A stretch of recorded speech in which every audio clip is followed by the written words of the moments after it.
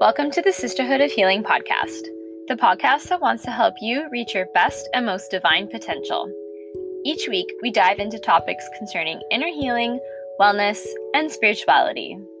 We discuss strategies and practice from our own personal experiences regarding higher energies, trauma, and connecting to the divine as we take you through our own personal journeys to discover the highest versions of ourselves.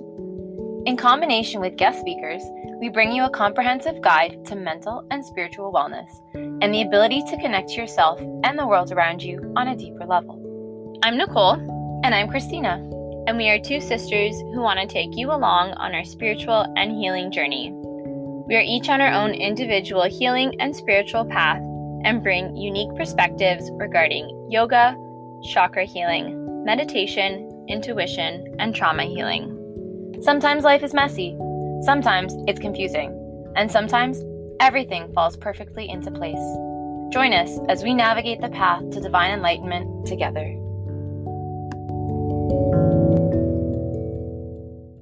Welcome, sisters, brothers, and non-binary listeners to episode 9 of the Sisterhood of Healing podcast.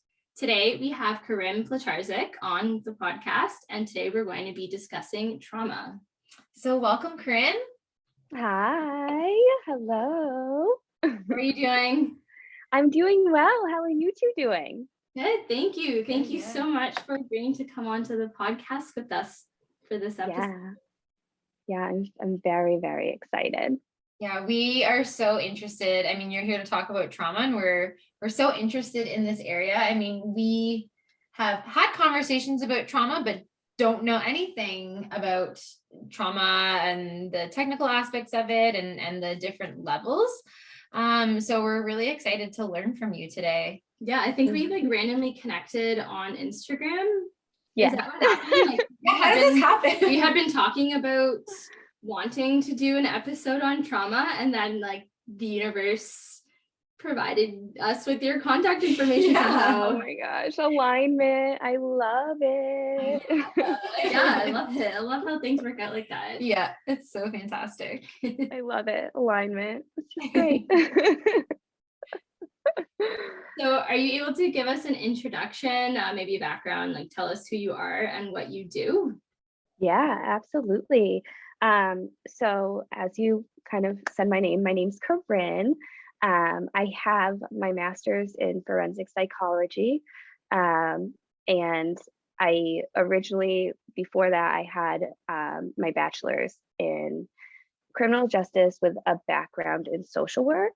After I graduated with my bachelor's, I really focused in on victims and offenders within the system. So the psychology of people within the system. So from there, I went into the mental health field for about 3 years. And what I recognized is that I thought that I was going into work with mental health, but this mental health actually was trauma, really. Working with these youth, I specialize in children and adolescents specifically. I really actually, people in this field think sometimes I'm a little bananas, but I love adolescents. I work with teenagers too. I get it. Okay. Yes. So I work with adolescents. And so what I was noticing is that we've defined them as mental health or a mental illness or maybe a developmental disability, but what we're forgetting to recognize and understand is the trauma behind it. What led up there? What happened? It seemed like at that point too, and this was just 2013, but things were still so behavior focused rather than looking at it from a holistic point of view. So that really got my gears going.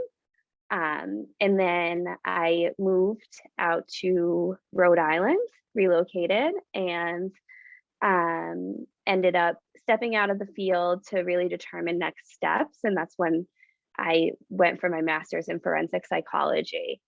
So yeah, that's the education background. Wow, that's pretty cool. Yeah, that is really cool. I've always been of the mindset as well that, we always treat the symptom and not the source of the, kind of like what you said. So we're so quick to say like, hey, this is your behavior, how are we going to fix this behavior? But we need to go deep. And I think, I mean, you would know better, but I think we're starting to do that a little bit now anyways, in like the profession that I see, like when we have a student that perhaps we need to recommend to the social worker. Like I know the social worker will, to the best of their ability with the amount of times they can attend school, because the resources are limited. They seem to be, trying to get down to like the root cause of it. But yeah, there's so many underlying things. It's all systemic. That's what I always say. It's all like, it all is. Yeah. So I mean, like you said, right now, I think this day and age, we're really starting to get to the root of things and starting to understand the need for a holistic perspective. We have a very, very, very long way to go. But that's why I'm choosing to, speak out about it and talk about it and really make it more of a norm, because society tends to hear things that they don't want to hear, or that can be really scary or frightening, and turn their ear to it. But things are going to happen regardless. Look at the global pandemic. And collective trauma is going to happen. So the more that we know and understand how it's going to impact us and how we're going to, or maybe just we don't know how we're going to respond until something happens, but until we have a general sense, then we're just walking around blind, and we can't do that anymore. Mm-hmm. Do you ever get any resistance regarding, so you said that, what you just said, is there ever any resistance in how you approach trauma, with people saying, you're looking too much into it, or you're thinking too much about it, or like, do you ever have that kind of resistance? Yeah, all the time. All the time. It's I'm being an empath. I'm just thinking too much. I'm feeling for them too much. Literally the keywords that comes with empath. Honestly, in my prior role, I was a clinician on a residential campus, specifically with adolescents who had a significant history of complex trauma. Ultimately, the system failed them. They had no permanency, and they end up with us. And every single day, what we would do as clinicians is fight for the system to understand why they are the way they are, and not even they are the way they are, like why we're seeing the behaviors we're seeing and why they distrust. I mean, it's crazy to think you have to explain to outside resources and providers why someone with no home, no connection to family, no support is maybe a little angry, but that's the realistic factor and aspect of like working with the system and in the system. Mm-hmm. So you mentioned empathy, and we talked about this like the last few weeks, that what we've heard, and you can just give us your opinion on this, like nothing supported by any studies or anything, that empathy is actually a response to trauma, and like learning to read the room. Eek, fine lines. Okay, so I can understand the thought process behind it. However, just because someone's an empath, I know plenty of empaths who have who have never come forward and said, Corrine, I have this history of trauma, or I've had a traumatic event happen, and I'm having this trauma response. I know plenty of empaths that have, again, come forward saying that. So,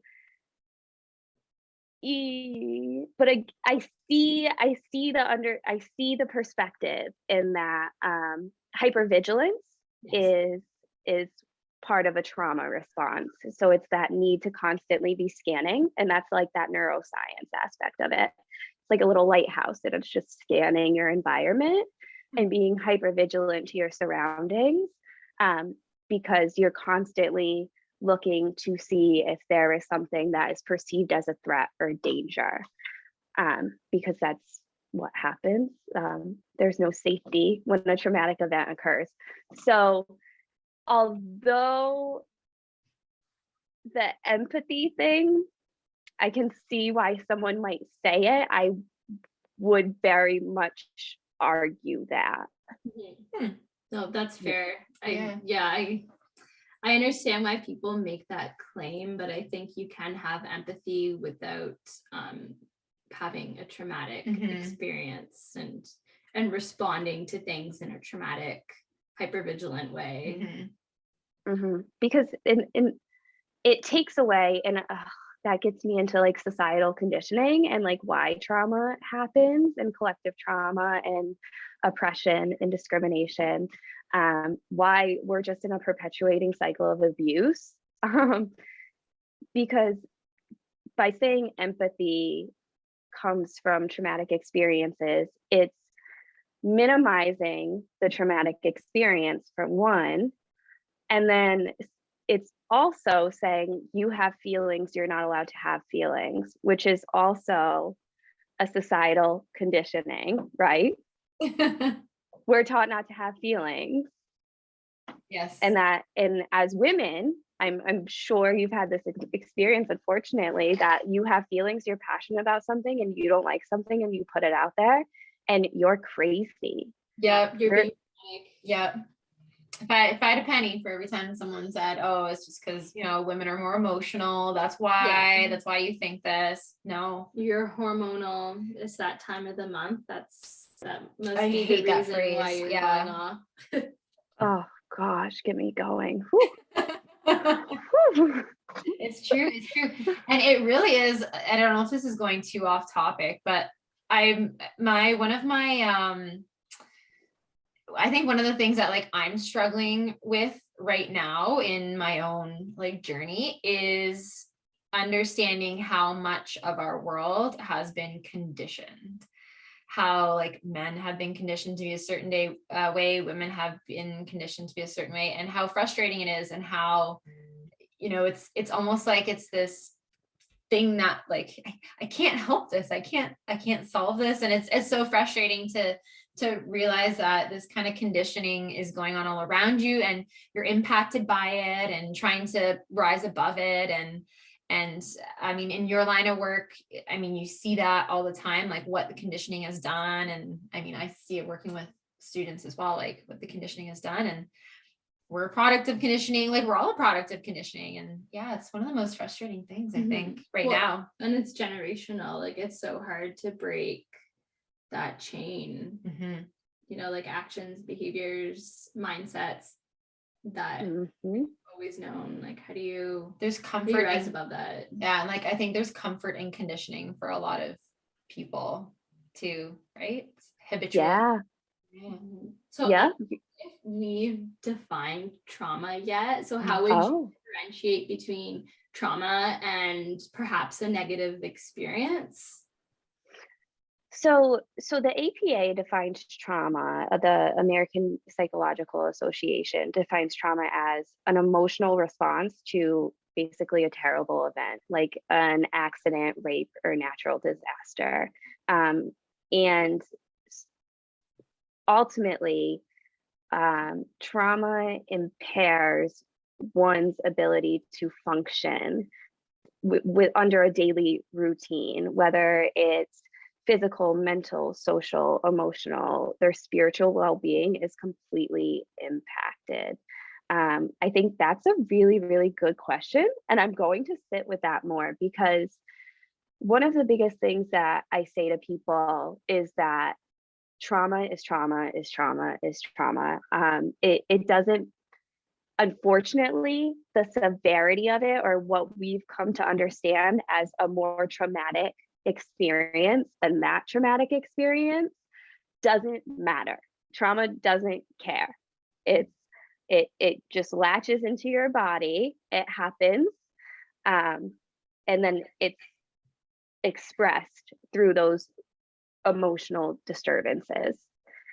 So I think I would have to look at, that's something I would definitely look into, like a case by case, if I were to ever like explore that topic more, like look at it like case by case. Okay, what are we talking about? What's like the not so great incident, right? What is that specifically, to be able to answer that more? Yeah, that would make sense, because everything's like relative and there's so many variables to that. Yeah, like the way that I like experience an event could be traumatic for me, but it might not be traumatic for you, right? Yeah, it's very subjective. And that goes into actually really understanding intersectionality, and something that is coming to fruition and really being understood more is the different, how different intersects play into trauma. So like you said, an event could be traumatic for you, but maybe it's not traumatic for me. And why is that? And if we examine your race, your your status, if we examine whether or not you are defined as having a disability, if we look at your education, if we look at your gender, if we look at your gender expression, if we look at your sexual orientation. So understanding now, just we're branching out and understanding that, again, like you said, just because an incident isn't traumatic for someone doesn't mean it's not traumatic for someone else, because all these different factors come into play. And you had mentioned, I think before we started recording, we were talking about trauma and like the collective trauma, and this might be a good time because you're talking about intersectionality. What is that? Like, can you explain what collective trauma is and compared to individual trauma? Yeah, so collective trauma is it's happening collectively as a whole. So with the global pandemic, that's happening as a whole. It's not just happening in one sector of the world either. It's happening like all over, right? So it's that collective trauma. We are all experiencing this traumatic event, this continuous traumatic incident together. Whereas not collective trauma and that individual traumatic experience, you are experiencing that. You might be experiencing it with someone else. Maybe something happened, but collectively we are looking at it as a whole. And kind of stemming off of that, as many bad things come with the pandemic and negative things, I really think that we're at a time where people will be more willing to say, hey, I want to talk about this stuff, because at the root of trauma is that disruption and dysregulation. And that's what causes things to have that trauma response and get shooken up. I mean, this global pandemic, if we can't identify that as disruption and dysregulation, then I don't know what we can. Yeah. No, I can definitely relate to that. I was definitely affected at the beginning of the pandemic. I had to cancel my wedding and reschedule it 5 different times, and it just really like shook up my whole world. And that's kind of what led me down this healing path. It provided me with an opportunity to start reflecting about things. So it was not all bad, but I'm just one person, and that's just one experience. Yeah, that's what, like, we've all had like there is a collective experience, but then everyone processes it in different ways, which is also fascinating. Like, you know, like Nicole went down this journey of like spirituality and healing and whatnot, but then, you know, I know people who have taken it really hard and who haven't been able to process it because like they're kind of stuck in the experience as well. And yeah, they're like frozen in their emotions. Yeah, because it really is traumatic, right? Yeah, it really is. Healing is not linear. No. It's not linear at all. And you know, going off of that too, for your healing process, although, so what if we were to go into like more technical terms, kind of like exploring that protective factor? So why were you able to have this traumatic event and like consistent uncertainty and like disruption, and why were you able to come out where you are now? And when it comes to trauma, relationships are key. Having that support, for youth that are in the system, a youth in the system on a residential campus, whether that looks like a group home or maybe like they are able to go into a community, they do not have support. And it doesn't mean that they're not resilient. It's that they've been, every opportunity for support, if they've had that opportunity, has been stripped from them. Wow. I've taken program called Assist Suicide Prevention Training. Have you taken that together? Okay. So Yep. and in that program, they say even just one caring adult, one caring friend, one caring person makes a difference. Like just having one connection, one person. So someone to depend on. Yeah. One person. Yep. Just someone that you can reach out to, someone that, cares. It really does make a difference to have that support system.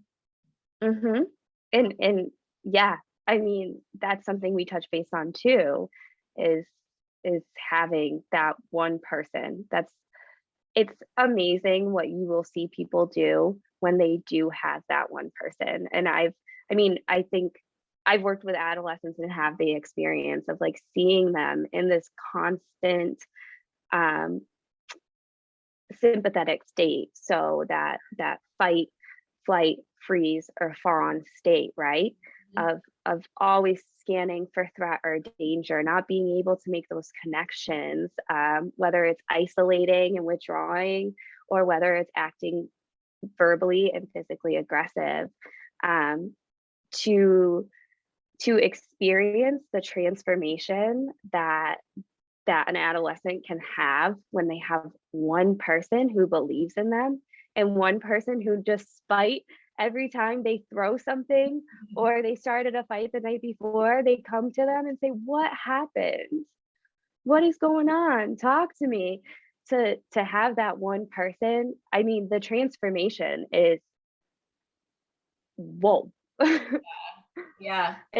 It's amazing. And I think that's a huge reason why I love working with adolescents in this line of work, or working with anyone who's really experienced trauma, because to see them step into their own power and say like, I deserve this, is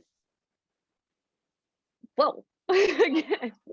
And that's Wild. such a pivotal point in a person's development to adolescence, because there's so many influences. I mean, you're influenced by like your childhood, you're influenced by your current peers, you're uncertain about the future. Like it's such a pivotal point. So to be able to connect with adolescents and help them through like what you're saying, like help them through their traumas, or like be that one person, I think it's so important. So when people are like, oh, teenagers, like they're just these like at this remarkable age. Well, your brain, correct me if I'm wrong, but your brain like develops until the age of 25. Yep. Correct. So, and like I'm sure you've heard the phrase neurons that fire together, wire together. So, like your brain like really is being formed, and if you're living a life of trauma, like that's what your brain is learning, right? Like that's how it's learning to respond to things. On that note, actually, I have a question perhaps you can answer.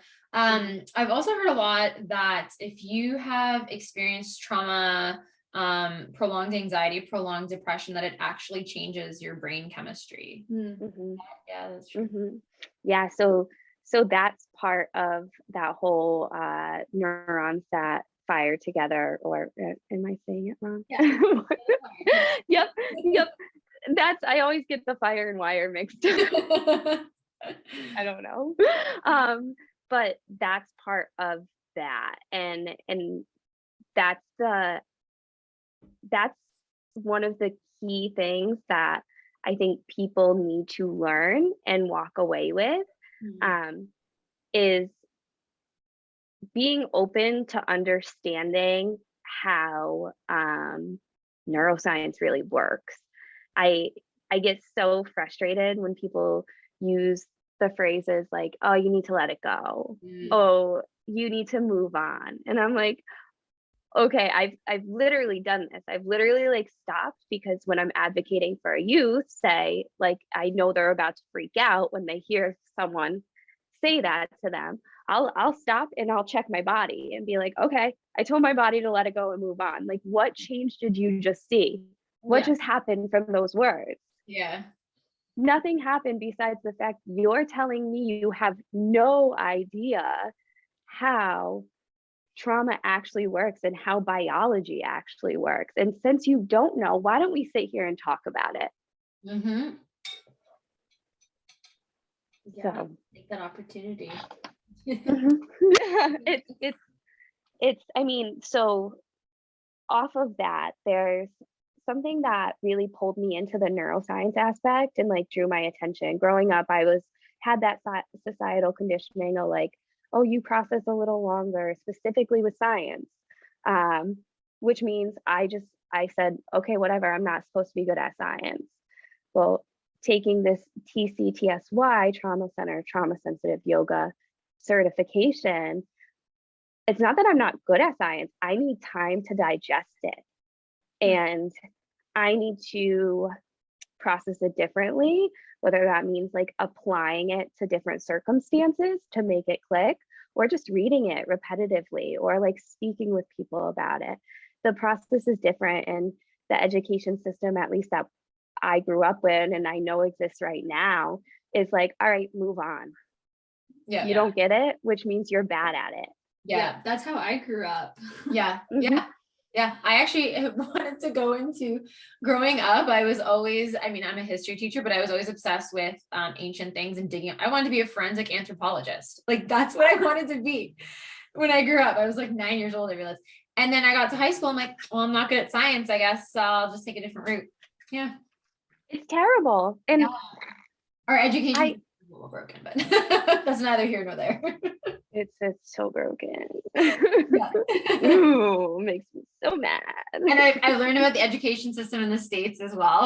And yeah, just the different districts and the funding, and it's really just not equitable. It really is not. No, and there's, for specifically like being trauma informed, I mean, I've had some of my worst meetings and worst conversations with educators. And for me, that blows my mind, because you are supposed to go into this field to just be a prominent figure in these kids, these youths' lives, and this is how you're responding to them, and this is like how, oh god, there's just like such a lack of understanding.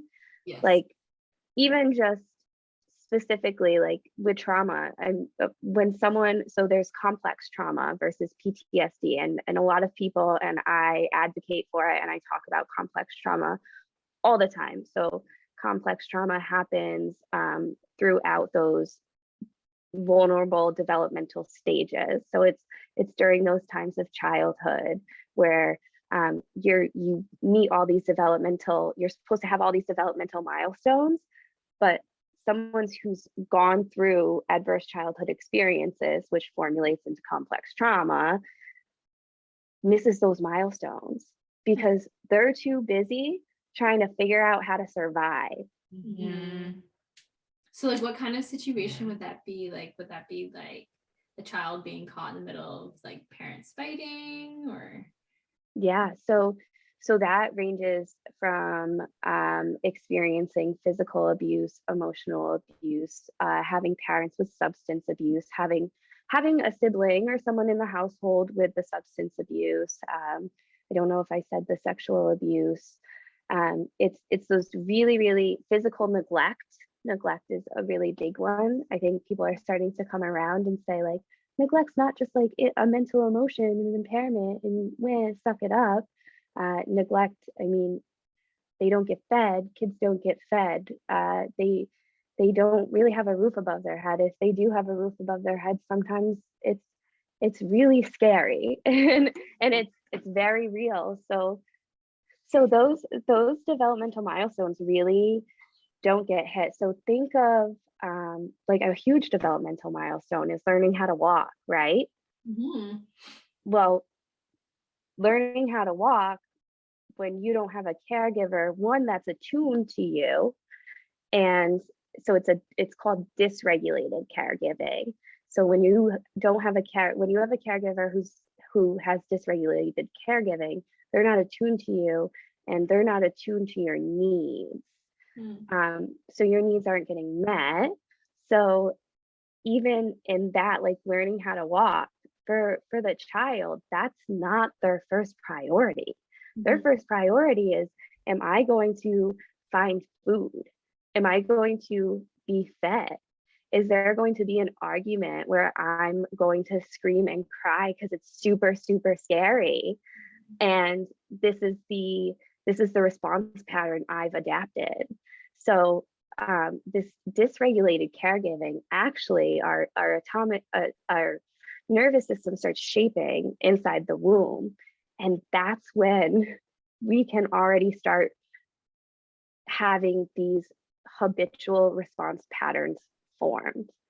So if you have two parents, two caregivers who are fighting and you're in the womb, you're learning those responses and you're already producing responses. You're learning, you're hearing, your nervous system is taking it in. It's taking, because the nervous system scans and connects with other people's nervous systems. So it's learning before you're even born. You are forming habitual response patterns. Wow, that's deep.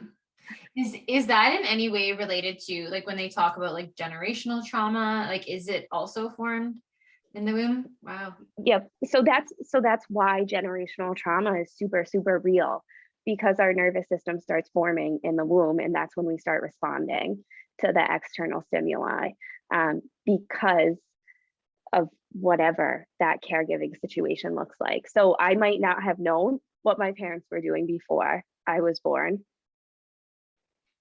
but it happened, and my nervous system sensed it, and it learned ways to respond. It learned ways that my mother responded. It learned ways about the other caregiver, how the other caregiver, whatever the situation looks like, how they responded. And it learned ways of how to survive and adapted it. My mind is blown right now. I know, I'm speechless. Wow. That is crazy. Like, our bodies are so intelligent. Like, I feel like there's so much about our bodies we don't know. Like, I know there's a lot about the brain we don't know, but we don't, right? I have no words right now. We're still at a point where we're exploring it all because there's so much. Yeah, and we're so not connected to ourselves. Yeah. Like, we're so disconnected from ourselves. Yeah, and that, I mean, disconnect with trauma too. That's the biggest thing. I mean, we expect all these people to, I mean, we were talking about yoga at one point. So you want a person to connect with their body and like learn their body and gain that sense of control, right? Well, a person who's experienced trauma isn't going to be able to do that. So actually, by doing a yoga practice with assists, even with these Lululemon yoga outfits that cost my whole arm and leg, personally, I mean, I would love to be able to afford it, but I can't right now. That's actually establishing a power dynamic, which actually perpetuates a cycle of abuse and oppression. So Yes. that person who has, I'm a certified yoga teacher. I am a certified yoga educator, and I'm going for a trauma sensitive yoga facilitator. I have never stepped into a yoga studio. Wow. Interesting. Wow. So how did you start doing yoga? Sorry, this might be going a little off topic. No, but it that's the thing too, is I say I'm holistic, and I've gone on this exploration with yoga and movement because it's actually all so related. That's how we stimulate the nervous system and get us back and regulated. So that's why they're discovering, I mean, there's so many ins and outs that can go into it, but ultimately that's why they're discovering that movement, that expressive arts, that dance. We're speaking about the vagus nerve, stimulating the vagus nerve through singing, projecting. Yeah. That's why that's so healing, because you're regulating the nervous system. But I actually started doing yoga at home. And I'm someone that those power dynamics, I feel them really hard. And whether it's because I'm an empath or because I've experienced trauma myself, I think it's all the above. That I shut down when there's a power dynamic. I'm a very open person who's like, my presence is there. I will literally tighten in and collapse because of this, the need to correct, right? So an assist is telling you that what you're doing isn't right. Yeah. And that in itself is a person has a history of complex trauma. It's great, I'm not doing something else right. Yeah. Yeah, it's so true. I know when I'm teaching, I'm aware of what my students are doing, only to make sure that they're not injuring themselves. If they're not following every cue, they're not hurting themselves, I'm not going to tell you that you're doing something wrong, because that's where you're at, and maybe that's where you need to be at in your poses. And it's important too to recognize that teaching from the modification, it sounds like I applaud you for doing that, because I think westernized yoga has turned into this competition of who can do a headstand, and that's not yoga. Yeah, I used to be the student in class pushing myself, and then I started teaching, and I was like, you know what, I'm going to demonstrate the modification. And most of the people still go fully into the pose, and they're probably not serving their body any good by doing that, but I will demonstrate modifying, because it shows people that that's okay if that's where you're at. Yeah. I've had a lot of people say, when Nicole became a yoga teacher, and I'd been going to yoga before that, she got me into it, but and I'll be like, oh, why don't you come to yoga? My sister does it, or I'll welcome them to my teacher's studio. Hey, people say oh no, I can't do all that fancy stuff. I'm not flexible. I'm not flexible. That's always the big thing. I'm like, well, I'm not flexible either, actually. But yoga is stretching. It's a practice. And I think I like how you had mentioned before that there's a power dynamic that happens with yoga. And I think it's so commercialized now that we're really losing the essence of what it should be. Like you said, it's not about headstands. It's not about being super flexible. It's about connecting back to yourself. And when you connect back to yourself, that's where a lot of that healing happens. And I mean, I'm not going to speak for you, you're the expert, but I'm assuming once that healing happens, that's where you can really get to the root of your trauma. Yeah. Well, so with trauma, part of trauma is not being able to localize skin contact. So if someone walked up to me and I am not healed, I have not shaken out my trauma or done whatever healing modality needs to be done. And say someone pokes me on the shoulder, I could maybe feel it on my forehead. I might say why'd you poke me on the forehead? The localizing that skin contact, they have disassociated and disconnected so much that it's actually, when you look at it from neuroscience, you can say eroded interoception. And that's where your basic survival, okay, I feel that I'm hungry, so this is the response I'm going to have. I feel that I need water. I feel that those basic needs that I feel that I need, that gets turned off, because all that matters is scanning that environment and making sure that you are safe, because nothing has been safe for you. So when that gets turned off, that's why there's disassociating, and a person literally is so disconnected from their body, they can't feel pain.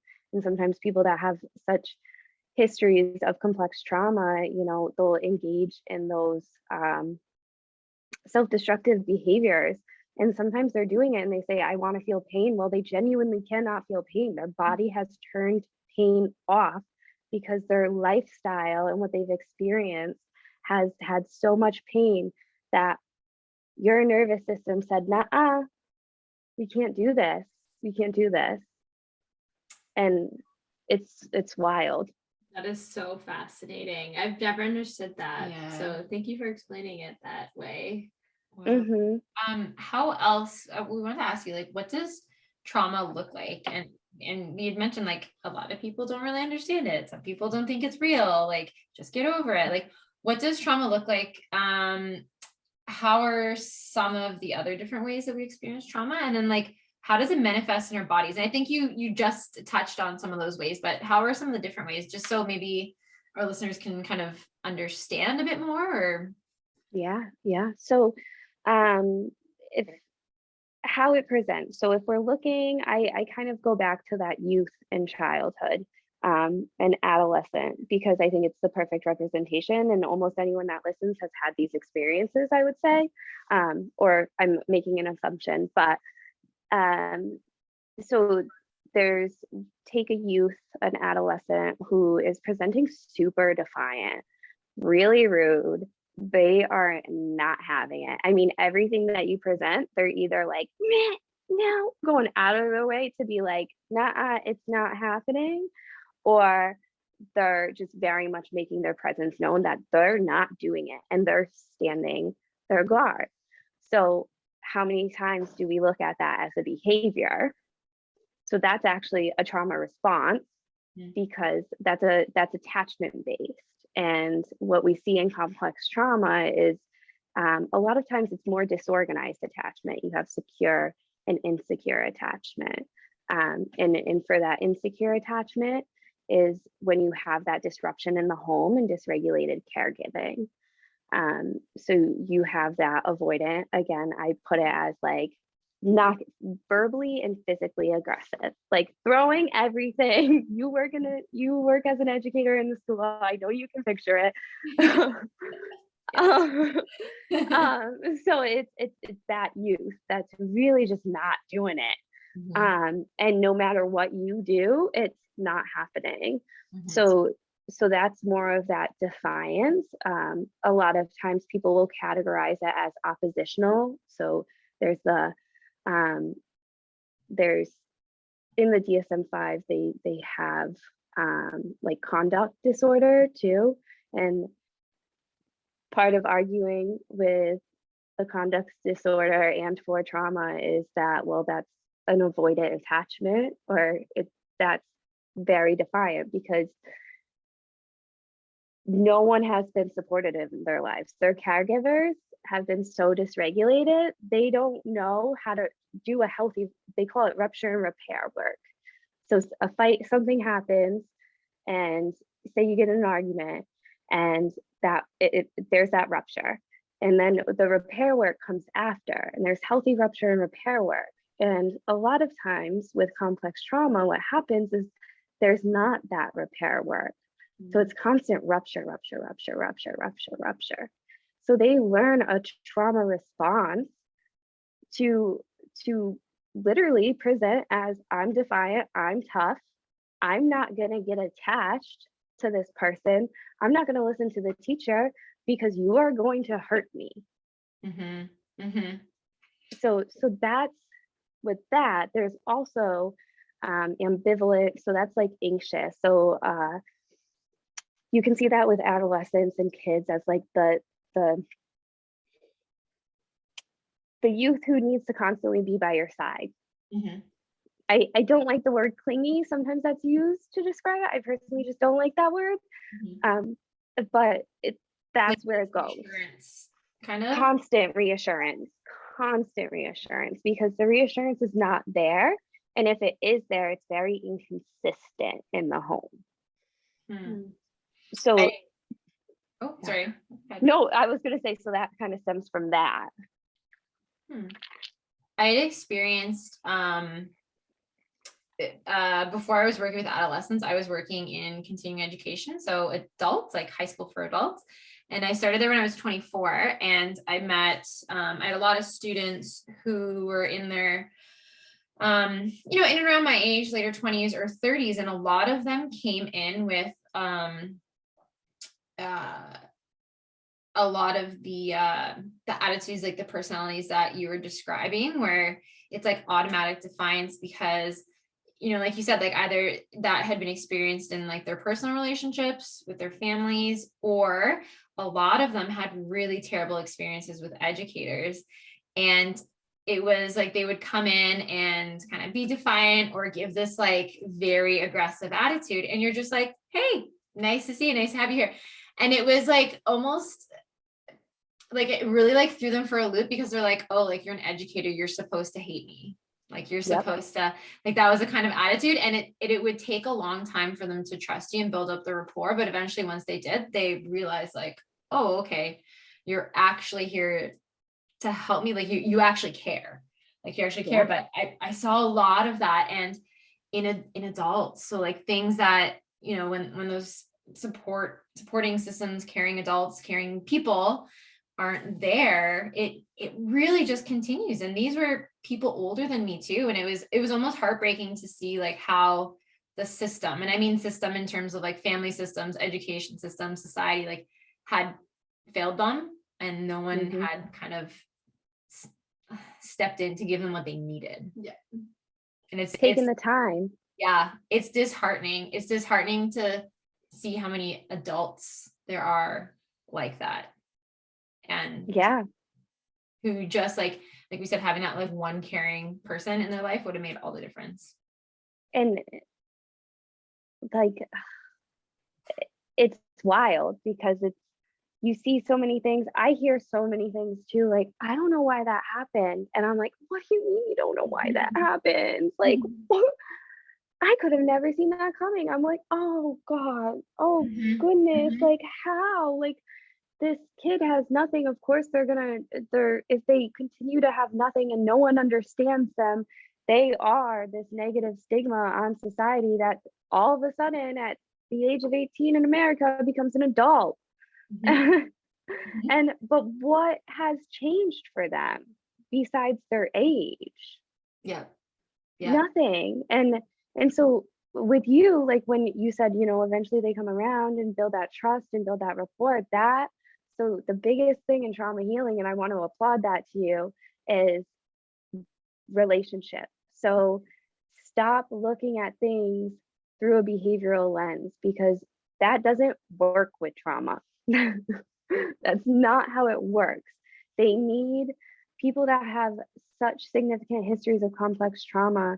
They need that consistency. They need nurturing. They need co-regulation. So they need you to show up every single week, how many times you meet with them, whether it's every day, every single week, once a month, whenever you meet with them, you are still that person. You are still saying, hey guys, what's going on? You are being consistent. That's where it comes to changing. That's where we can rewire, right? That's what creates that reframing and rewiring, is saying like, oh, I'm having this experience. This is a pro-social, a healthy experience with an outside person. This is a healthy attachment. And that is huge, huge, huge, huge, huge. That's the biggest thing.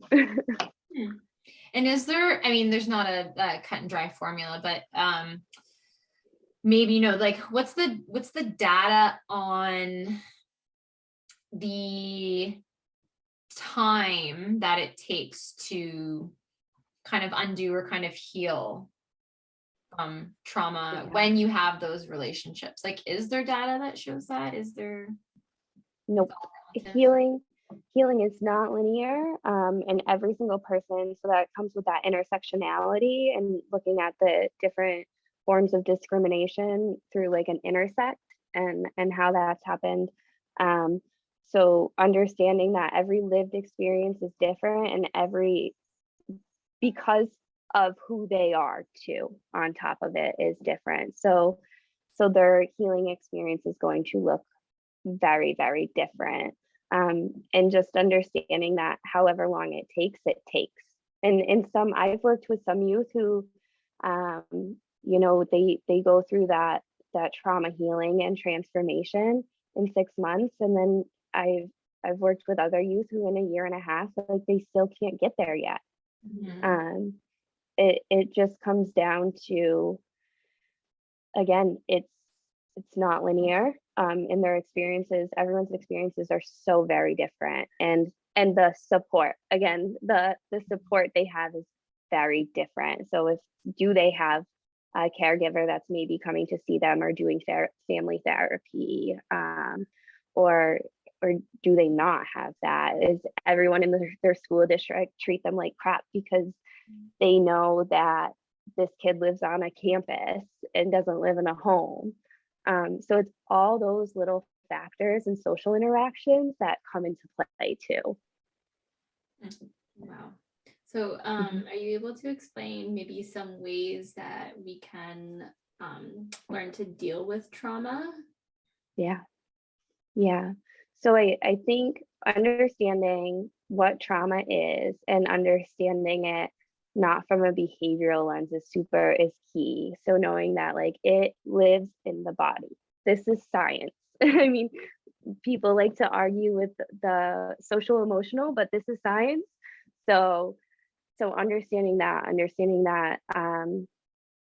this isn't a trauma response, is not a choice. It's not a mental thought process of, oh yeah, I'm going to do this behavior when this happens. It's a visceral response.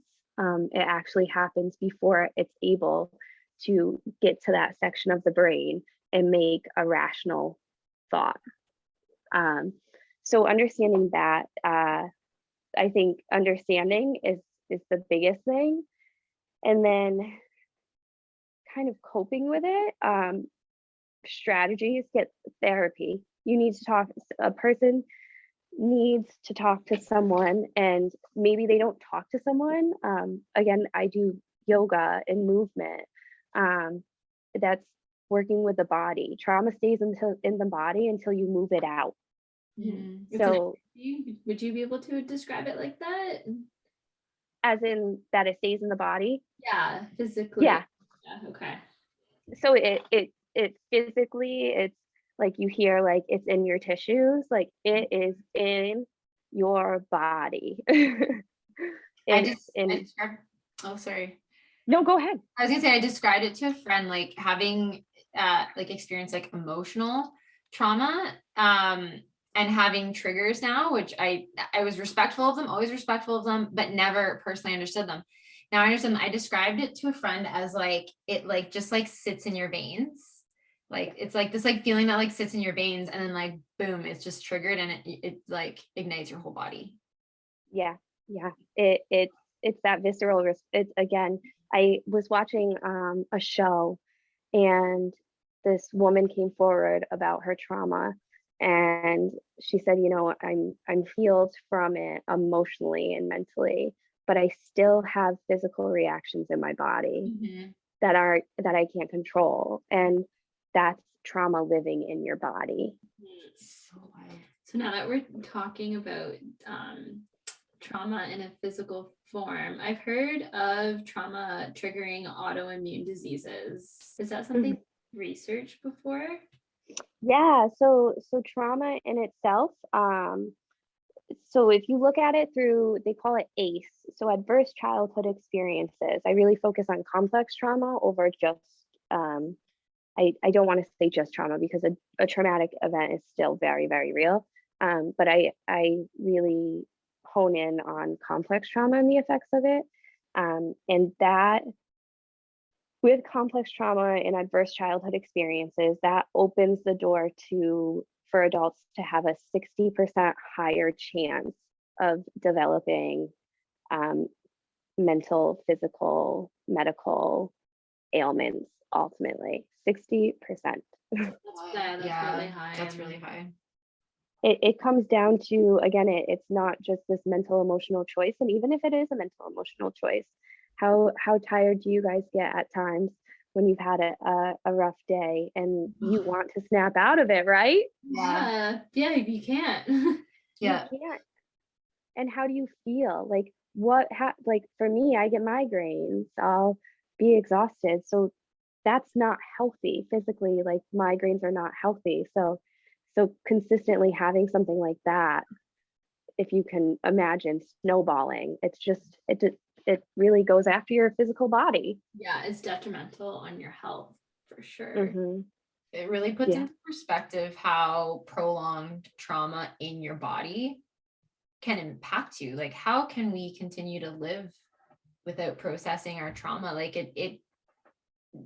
I just don't know. I'm speechless. Like, I don't know how we could do that to ourselves. And I know we've had conversations before about like, how did I live with having anxiety like this for so long? Like, how did I live, in this kind of conditioning for so long without processing it? And I couldn't imagine going back to before I was aware of this, before I started processing it. And I think, oh my gosh, I lived like this basically my whole life. And that's why I was an angry person. And that's, we always said, why are we so angry? I was so angry. We have no reason to be angry. Yeah, because I could never process my trauma. Yeah. Yeah, you lived in the sympathetic nervous system. Yeah. Mm-hmm. So that mobilization, and there's a whole thing. So like, again, trauma is so complex and going into it, but just so you guys know too, there's, I love it. Polyvagal theory just blew my mind and really framed it in a way that was like, holy cow. And when I work with clients, I use a polyvagal approach in a therapeutic setting, because it allows me to literally see where their nervous system is based off of understand polyvagal theory. So now I know how to approach them and what modalities could work, what interventions could work. So living in that sympathetic nervous system, they call it mobilization. It's framed as mobilization. So if I were to come up to you and say, I really think you should do a meditation, and you're living in your mobilization, you're like, get out of my face. Yeah. And so understanding what the sympathetic nervous system, and that's a whole other thing too, and really complex, but understanding what the vagus nerve looks like and what it presents as when it comes to trauma is a huge, I mean, my success rates, and when I started like incorporating that into therapy, was like, holy cow, because it really hones in on like that nonverbal. Yeah, which I think a lot of times we're quick to dismiss, like people's nonverbal cues and like movements and but yeah, if you're actually paying attention to it, like you can pick up, especially if you're picking up people's energies. You're very sensitive to it. Yeah. And like kind of going back to how do we cope with it? Movement is huge, understanding is huge, having a support system that sees you and hears you for you is the biggest thing. Well, I say biggest thing, but they're all big things. Also, not just any type of therapy, getting trauma informed or trauma sensitive therapy, because it's very different. The approach is going to be more behavioral focused rather than getting down to that root cause and understanding that. And I know, so we're in Canada and you're in the United States. I know in Canada, it's really difficult to access resources for therapy. It's not covered by the government. We might, if you have like work benefits, it might be covered through work, but nonetheless, it's still very difficult to actually make an appointment and actually sit down with a therapist, with a counselor. Is it like that in the States? I think that's hard to answer. I'd be interested to see how it looks and how to compare it. I mean, it's becoming more of an open thing, and you can get it covered with insurance. But it's challenging to access appropriate treatment. And I don't want to say that's more detrimental, because at least you're being offered something, which is great. But at the same time, that's part of like the greater reality of what's happened in today's day and age, is that we haven't received appropriate treatment. So yeah, the not getting appropriate treatment is huge, and that's what we see actually a lot with kids in the system. And that's one of my biggest things for like stepping out of the field and saying like, what am I doing? What am I gonna do? Is that there are so many alternative interventions that can be implemented that aren't implemented. And it comes down to systemic reasons. And I'm over that. Mm-hmm.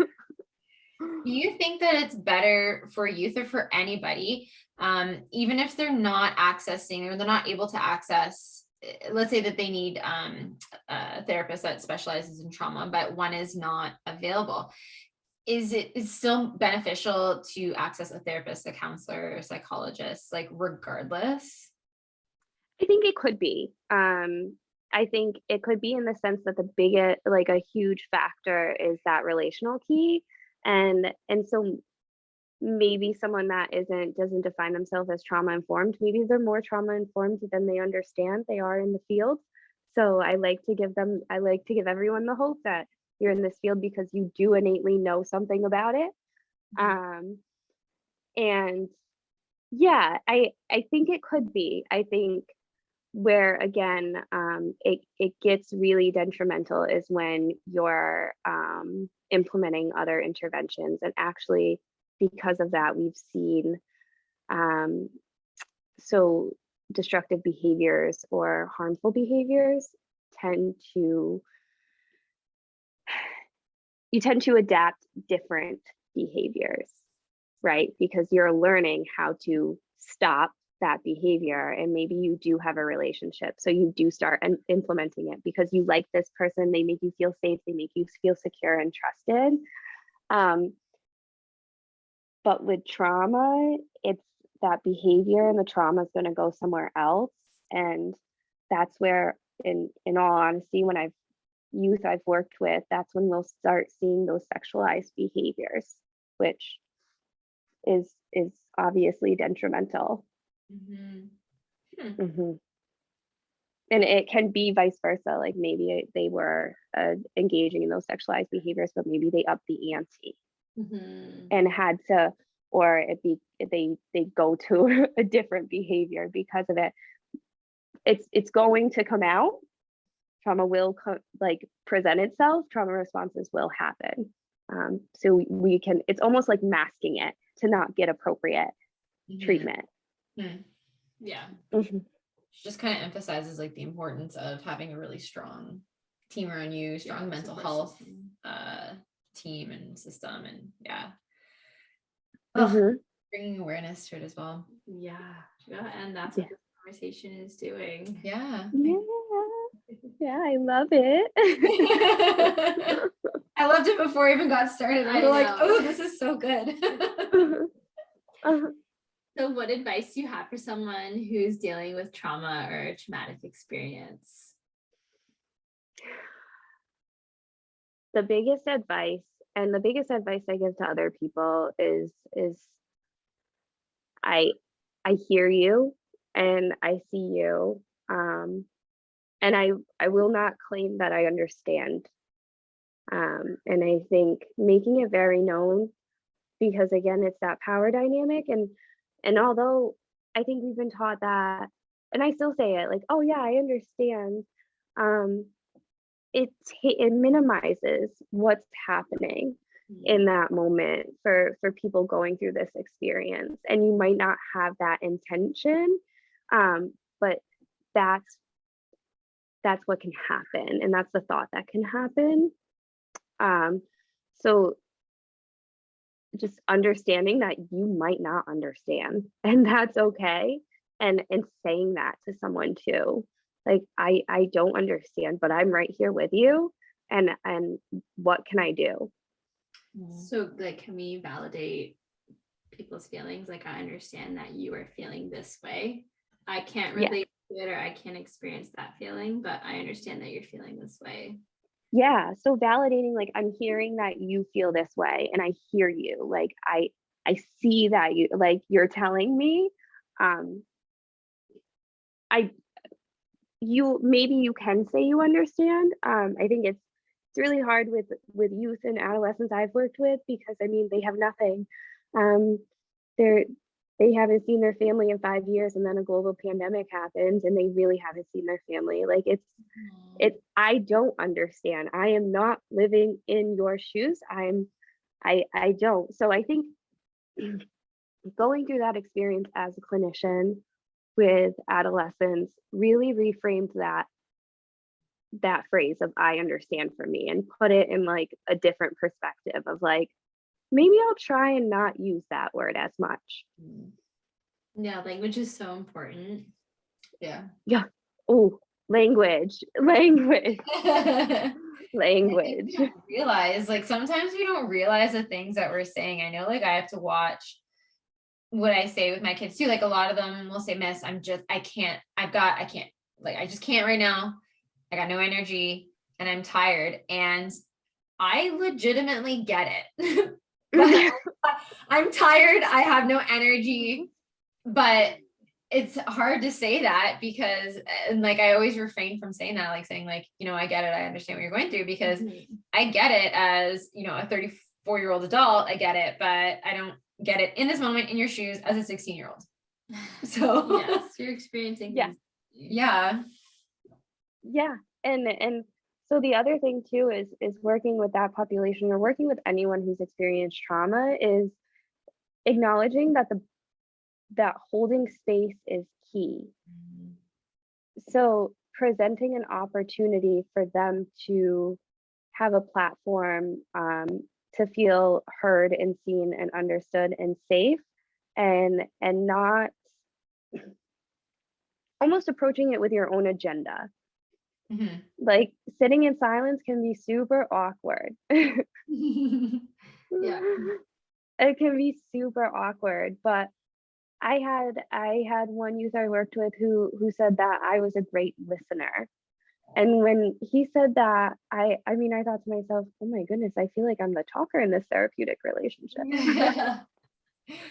But I think for him is, I listened in the sense that I held space without saying anything, and I listened to what his body was telling me. And so knowing that, again, it can be really uncomfortable to experience that silence, but some people just need it. Yeah. That's one thing that I realized, like, going back to talking about like this collective experience that we're having with the pandemic.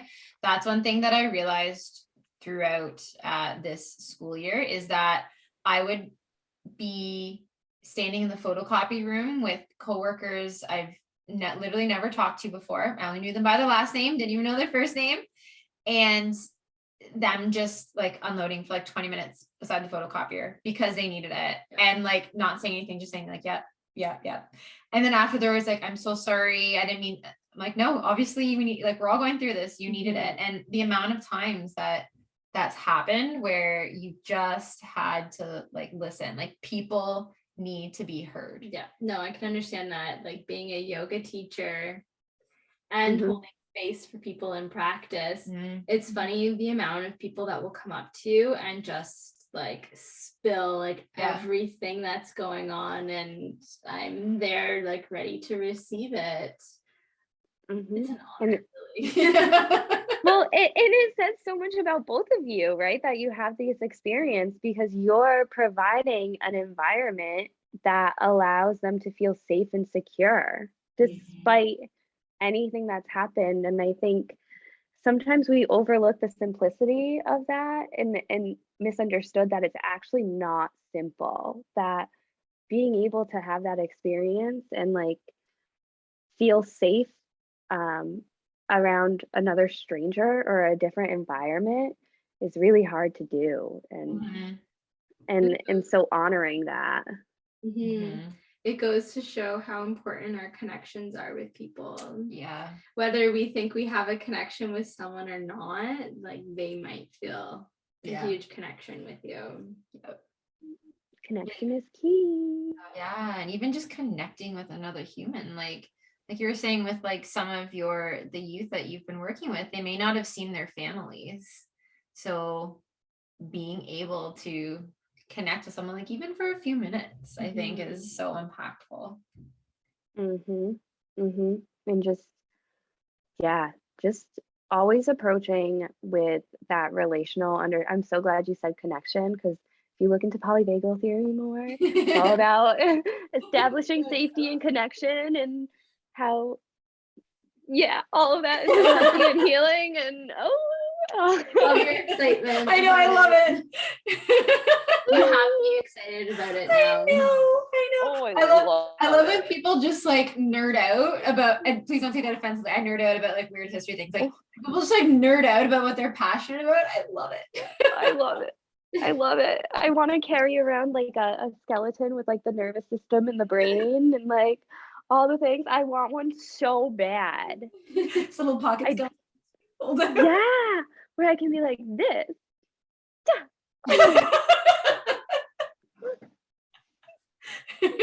That's how nerdy we get with it. I know. I love it. There's got to be little pocket skeletons. Yeah. Just check Amazon. Like there's got to be.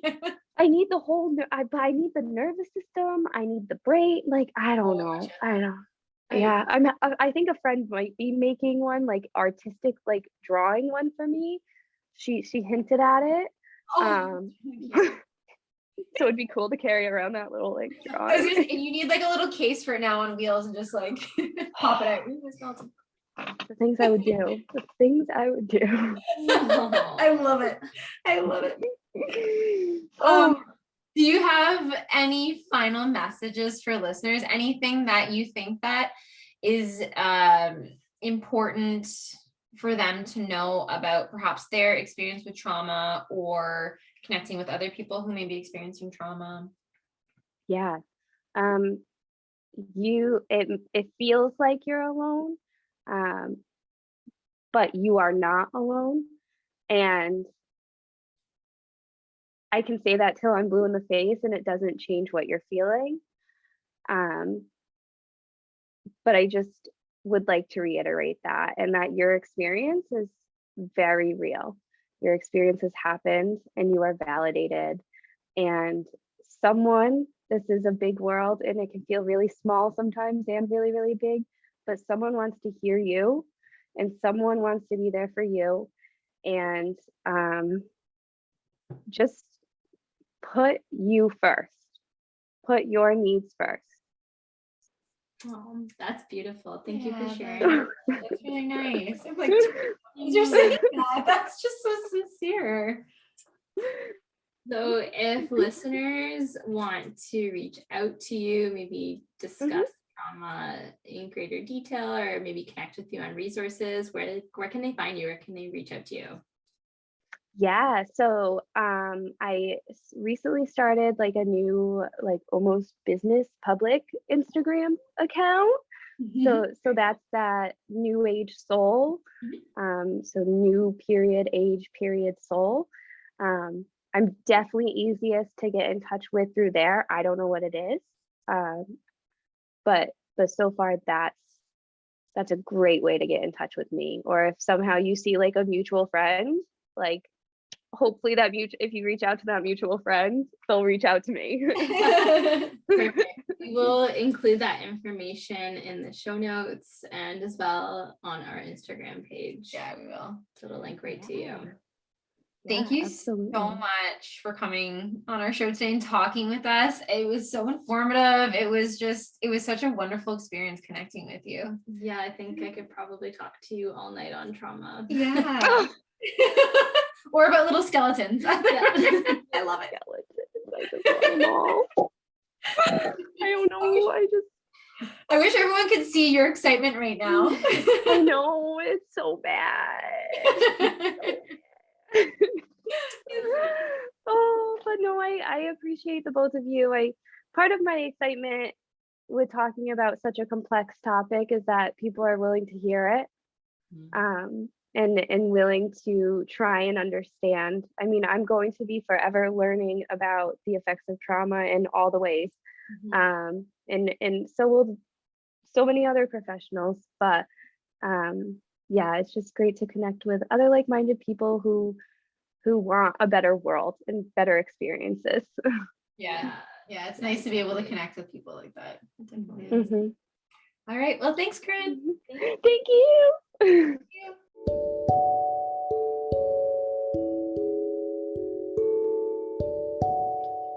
That's it for our show today. Thanks for joining. Remember, you can always reach out to us on our socials, on Instagram at sisterhood_of_healing, or on TikTok at Sisterhood of Healing. We love to hear from you, so please reach out to us at any time. Thank you for journeying with us today. We'll see you next time.